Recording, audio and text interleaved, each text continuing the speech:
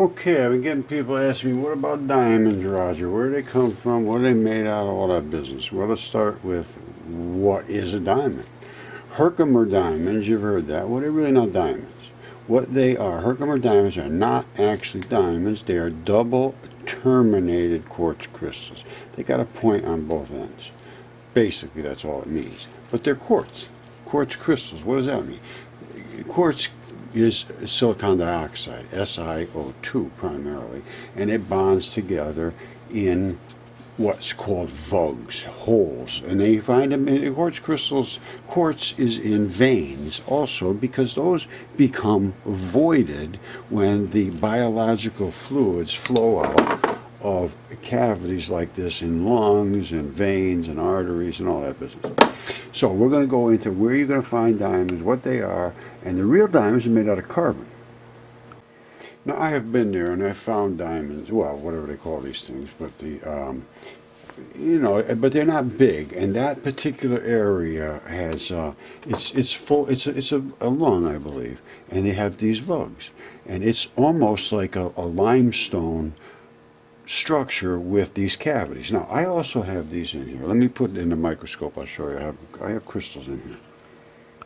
All right, this is what I have here for crystals inside of these vugs, and they grow in different places. You don't have a ton of them, but I put a little black stuff near it so that I could find it.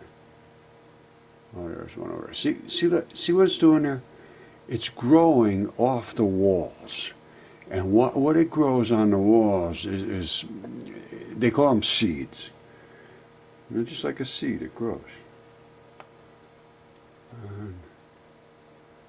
And you get them, and then eventually they will fill in that entire space. See, here's one that's coming from the inside. Now, if this was in the ground and it was in some kind of percolates that were feeding through here, eventually it might fill all these with diamonds. I don't know. And it depends. Well, it won't fill them with diamonds. It'll fill them with quartz. Diamonds are a different story. Diamonds are carbon. Let's talk about that. No, you see that right there?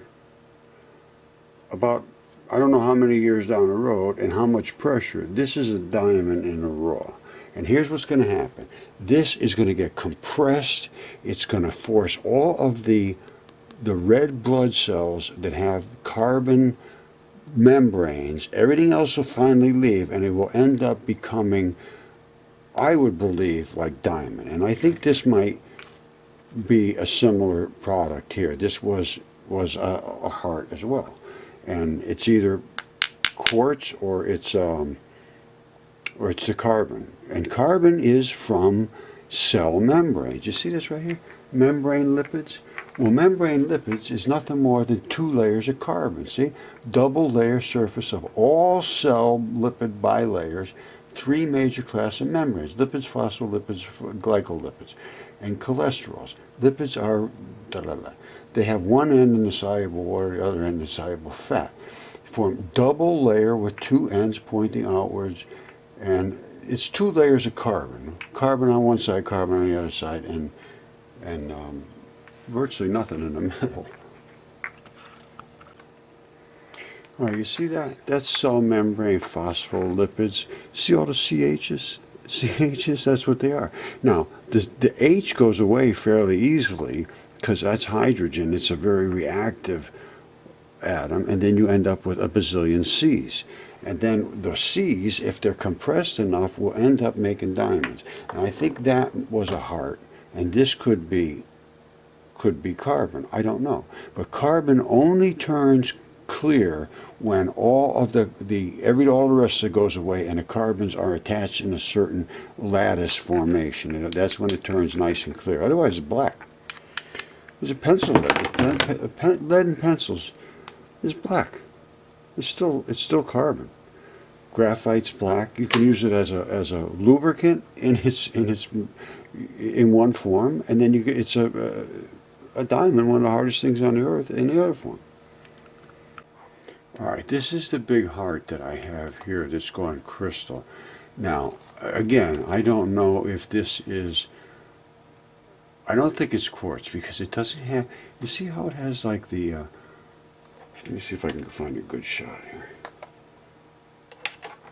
It's very hard because as soon as you put any light on it, it flashes almost where you can't, you know, it's too bright to see. All right, now I'm coming down onto it. Let's see if we can find any structure here. You see, whoops, you see all those little spots there? That's blood. That's not dirt. This thing has been so washed. All that stuff is blood that's still inside there. Now, I think this is carbon. Whoops. As soon as you get any light on it, it's hard to see.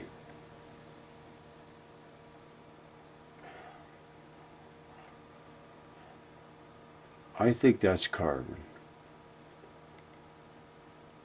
I'd be very surprised if that's quartz. It does not have the look. It does not have the look. Let's go right on the face and see if we can see anything. You see in there? I could see all kinds of...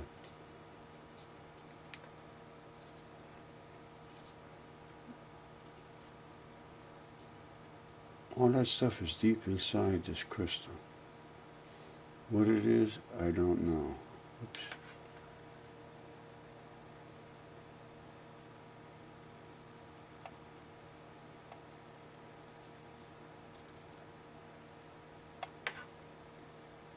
Can't get any light on it at all, hardly.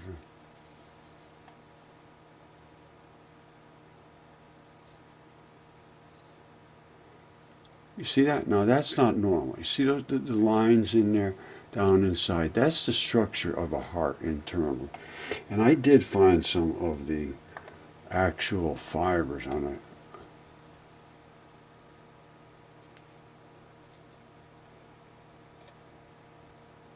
There's a good shot right there. Oops.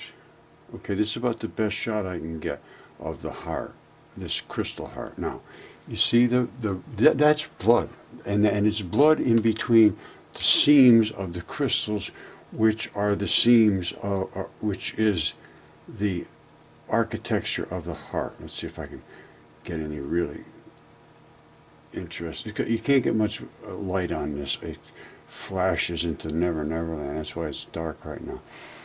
And I believe this is carbon, and it is not. It is not. It doesn't have the regularity that crystal. You know, straight lines of silicon dioxide. Not in my world. And this right here, see that? Look at that. This curve. See that curve line? That right there is something from blood. And you see the colors up in there? You see the little rainbow colors up in there? This is very cool stuff. See the colors all over the place? And I can't get any light on it. As soon as I get light on it, it just goes into flashland. All right, so that's, I think this, which was what I was just looking at, is literally a chunk of what this would become, and this is in the process of becoming. You see here, let me see if you can see this. This is very cool. This one here is starting to get rid of some of its red. You see in the black, see the red and the black in there? Black is the vein blood, the red is the arterial blood. That is another heart. And it was pumping blood through here. And now it's starting to get rid of that blood, I think. It's, you know, well, I know it's gonna, as if it was left in a condition where other molecules were working on it. There's things that are called nucleophilic invasion, ionic, you know, there's all kinds of attachments that happen, and molecules break. And another one comes in and grabs it, and eventually you end up with this. And then eventually you end up with this. There's just nothing but glass left. Whether that's a diamond, I don't know. I mean, I got so much stuff. I don't know what is what, to be perfectly honest with you. There's a lot here. I have not really an honest, like, I don't know if this is carbon. I would say that's carbon. Now, you see the red blood that's left over there? See that little red blood?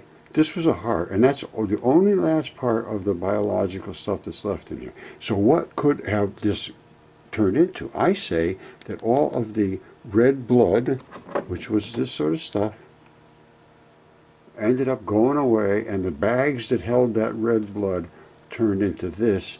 And then if that was to squish in a certain way, there's carbon has 4 additional electrons in its orbit, which means that 4 of them can attach, and they all have 4. So, and that 8 is a complement, and that's what happens. They become extremely stable in a box of electrons.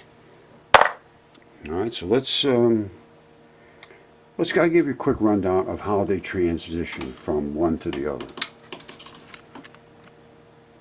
All right, you've seen the end product. I'm saying the blood one turns to like this, and then it ends up going into that sort of a phase, and then into this phase, and then eventually into the solid crystal phase. Now, let me put this over. And let's look at how that eventually how that happens. And let's say I'm going to go with lungs this time, because I showed you how that lung has the Herkimer diamonds collecting here. So how does that happen? How does this thing get like that?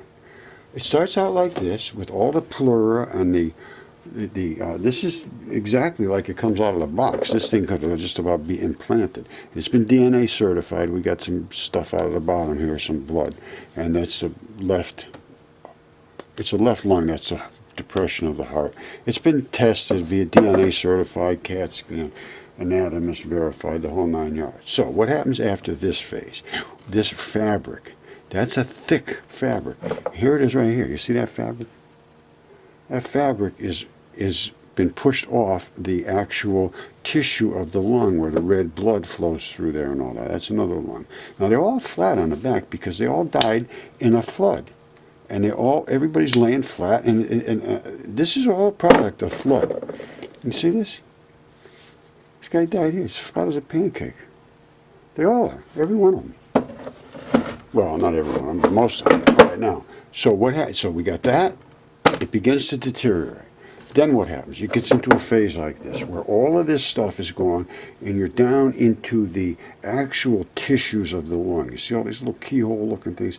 That is all the little fabric of the lung, and all these little red spots is the blood as it transfers through. This guy died laying here like that. The blood settled down into this portion of the lung. Now, usually there's red and black, but this guy, the black came out here in the back. But anyway. Now, what if we were to cut a lung apart? What would be inside? This is a little tiny lung. Right? Now, this is what's inside. Right? What is inside is crystals. And crystals of what? Crystals of transition metals. And why are they there, Roger? Well, they are there because as the air flows through your lungs, it picks up and discharges gases through the lungs, and they go out through your breath. So what do? You absorb things and you emit things.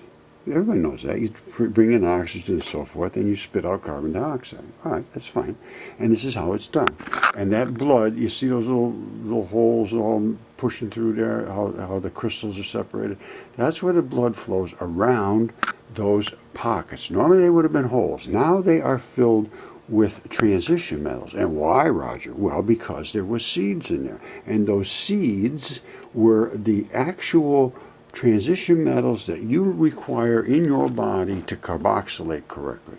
And they ended up growing because this happened to be in solvents that were amenable to attaching to the seed crystals. Let's put it that way. And sometimes all that comes through there is silicon dioxide, and that's all you can get.